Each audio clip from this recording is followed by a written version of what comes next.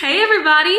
My name is Katie. I'm an American who lives in Spain, and this is my very first YouTube video. And I'm gonna tell you everything you need to know about how I moved to Spain.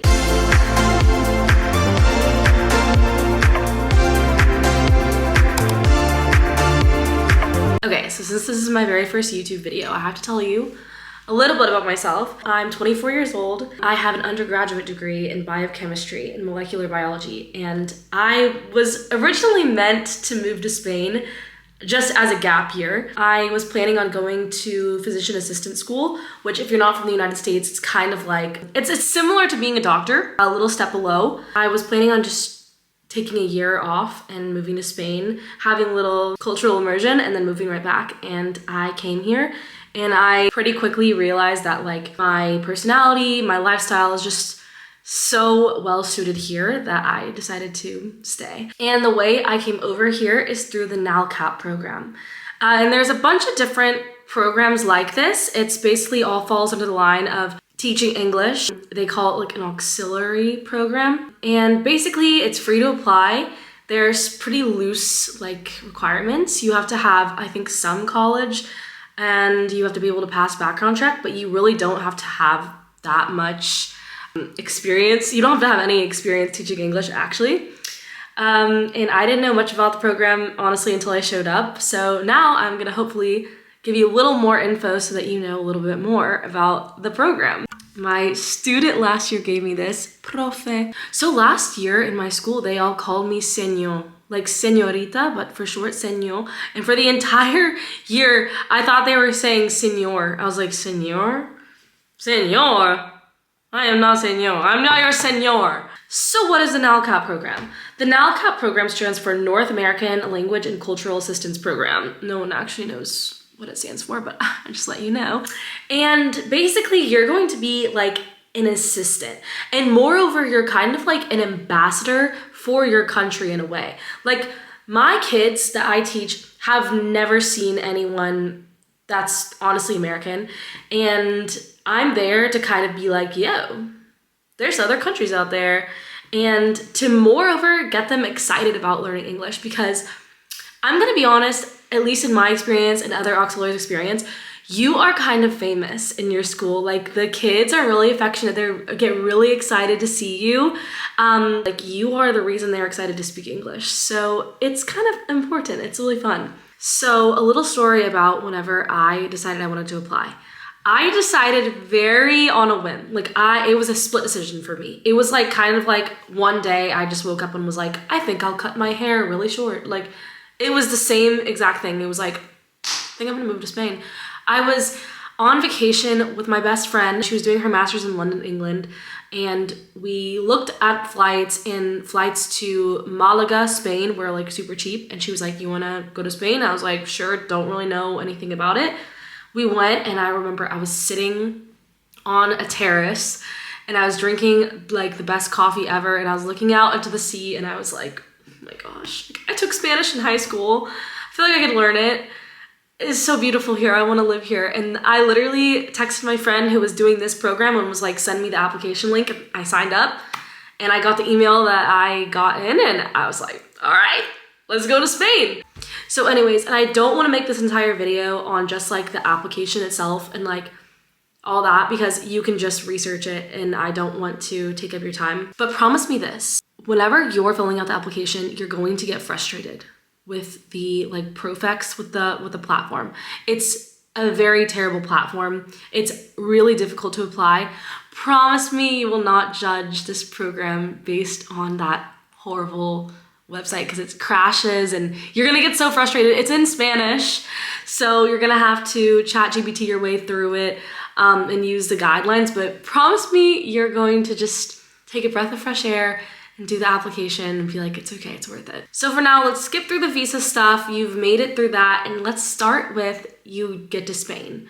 What's going on? So to give you kind of like an overview on what my life looks like every day, I'll tell you my experience last year and this year, because they've been wildly different. So last year I was placed in Granada, and Granada is like a bigger city, but it's not that big. And I applied really late.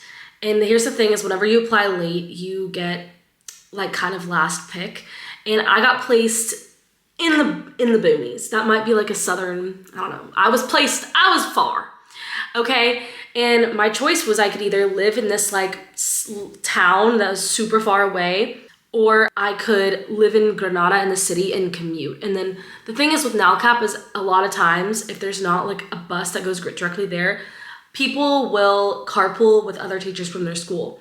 So I carpooled 2 hours to school every day last year. Yes, I did. I wouldn't recommend it on my worst enemy. It did teach me Spanish because no one spoke English and I had to communicate in Spanish. I did spend a lot of money on gas, but it was worth it because then I was living in the city. This year, I'm in a smaller city. It's called Vinaròs. And it's like in the middle of Barcelona and Valencia. It's on the border. It's dead center. It's 2 hours car to Barcelona, 2 hours to Valencia. And this year, I walk to my school. It's 5 minutes away. I literally leave at 8:55 to get there at 9. And it's amazing. However, I will say like my social life has taken a hit because here there's just not as many expats. And last year my entire friend group was like English speakers and we really were kind of like party mode. It's our first year in Spain. We're traveling all the time. This year I have a Spanish boyfriend. I'm hanging out with his friends that are Spanish, and then my roommate's American, but like we only really see other English speakers on the weekends if we go to Barcelona and Valencia.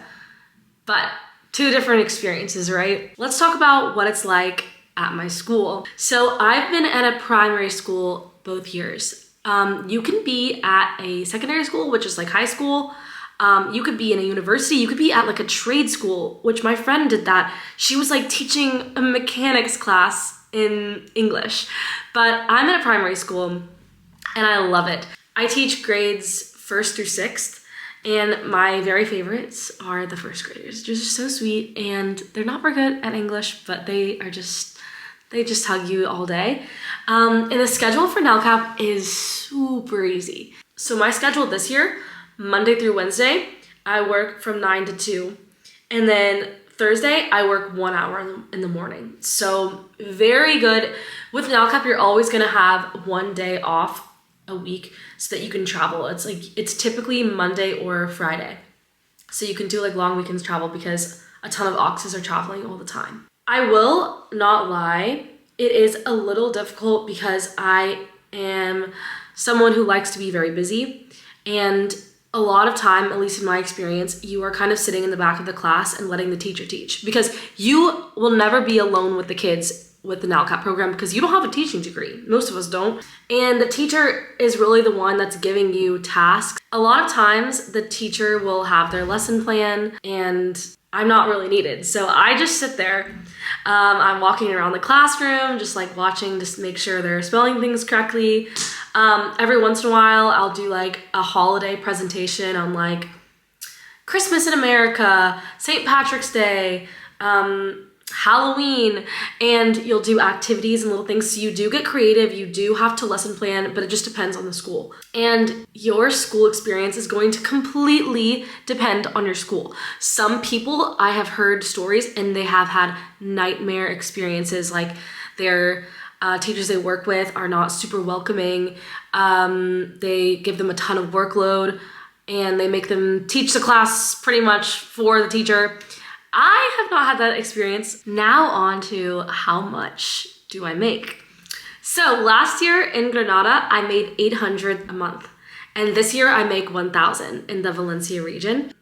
It's not a lot. It's not a lot of money, but you can and you will make it work. Last year I saved 8,000 before I came over, but some people do 5,000 and some people do less. So it's really like whatever you're comfortable living on, but you're going to have like a lot of expenses at the beginning whenever you come over because you're not going to start getting paid until like November probably, and it can be delayed. Sometimes some regions like mine didn't pay me until December, so just know that. Another question I get a lot is, are you able to have another job because you're not working that much?